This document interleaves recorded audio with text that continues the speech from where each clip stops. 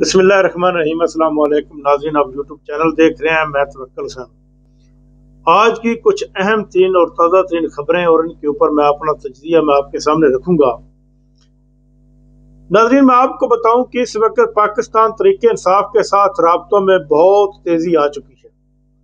ये जो हफ्ता गुजर रहा है, इस हफ्ते में 2 दफ़ा पाकिस्तान तरीके इंसाफ के बानी के साथ राब्तों की कोशिश की गई है और आइंदा हो सकता है कि किसी वक्त भी एक बहुत बड़ी मुलाकात का अंदिया दिया जा रहा है कि एक बहुत बड़ी मुलाकात पाकिस्तान तरीके इंसाफ के बानी के साथ कराई जाएगी। ये मुलाकात कोई हुकूमत के किसी आदमी के साथ नहीं होगी, बल्कि ये एस्टेब्लिशमेंट के किसी आदमी के साथ होगी, क्योंकि पाकिस्तान तरीके इंसाफ के बानी बार बार ये कह चुके हैं कि इस हुकूमत के पास कुछ नहीं है और ना ये कोई मुज़ाकरात कर सकती है। अगर ये मुज़ाकरात करती भी है तो इनके मुज़ाकरात जो मुकम्मल तौर पर कामयाब नहीं होंगे। पाकिस्तान तरीके इंसाफ के बैकडोर राब्ते जारी हैं।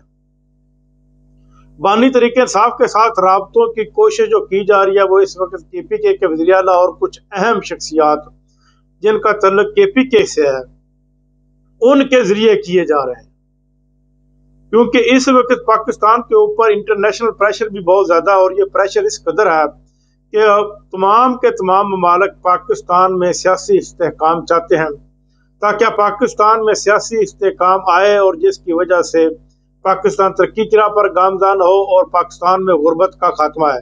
जबकि पाकिस्तान के जो दोस्त ममालिक हैं वो भी यही चाहते हैं कि पाकिस्तान में हर सूरत सियासी इस्तेहकाम आना चाहिए। पाकिस्तान की हुकूमत जो है वो अपने हर किस्म के हाथ पल्ले मार रही है और वो इस डिग्री के ऊपर चल रही है, चलने की कोशिश भी कर रही है कि चाइना से हम अगर हमारे तल्लुकात खराब होते हैं तो होने दें, लेकिन अमेरिका के साथ हमारे तल्लुकात अच्छे होने चाहिए ताकि हमारी हुकूमत को मजीद 4 साल मिल सके। लेकिन ये नामुमकिन है।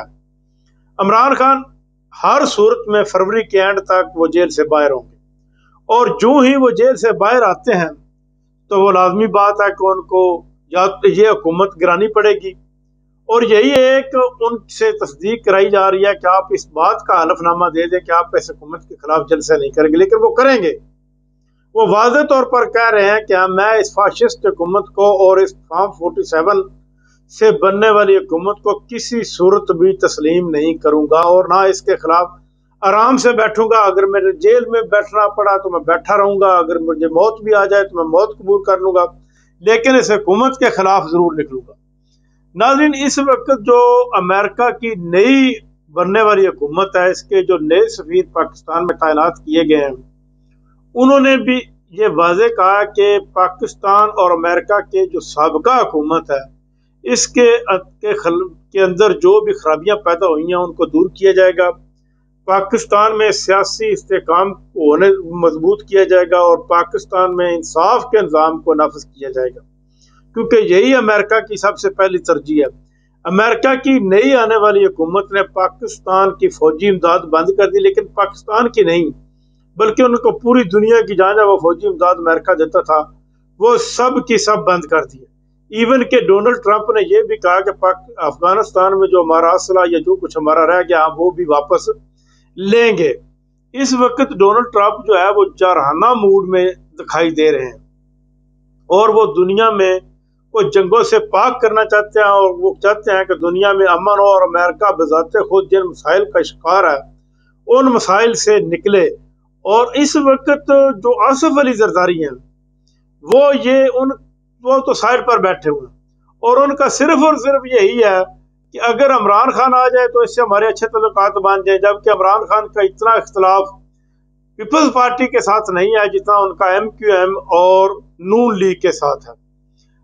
और लेकिन इमरान खान ये वाज़ेह तौर पर कह रहे हैं कि अगर वो हुकूमत में भी आते हैं तो वो अपना ज़ाती इंतकाम किसी से नहीं लेंगे, बल्कि हाँ करप्शन करने वालों को वो नहीं छोड़ेंगे।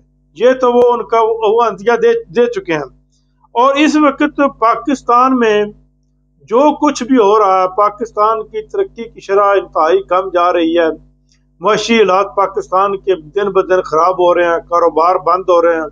तकरीबन 18 लाख के लगभग नौजवान तबका जिनमें पढ़ा लिखा तबका शामिल है, हुनरमंद, इंजीनियर, डॉक्टर, इकनॉमिस्ट और इंफॉर्मेशन टेक्नोलॉजी के स्पेशलिस्ट, وہ ملک دوسرے ملکوں میں جا کر آباد ہو چکے ہیں، اور پاکستان کو دھڑا دھڑ یہ دنیا چھوڑ رہی ہے۔ صرف اور صرف پاکستان کو چھوڑنے کی ان کی ایک ہی وجہ ہے کہ پاکستان میں اس وقت سیاسی حالات بہت ابتر اور سیاسی جو ہے اسٹیبلٹی نہیں ہے پاکستان میں۔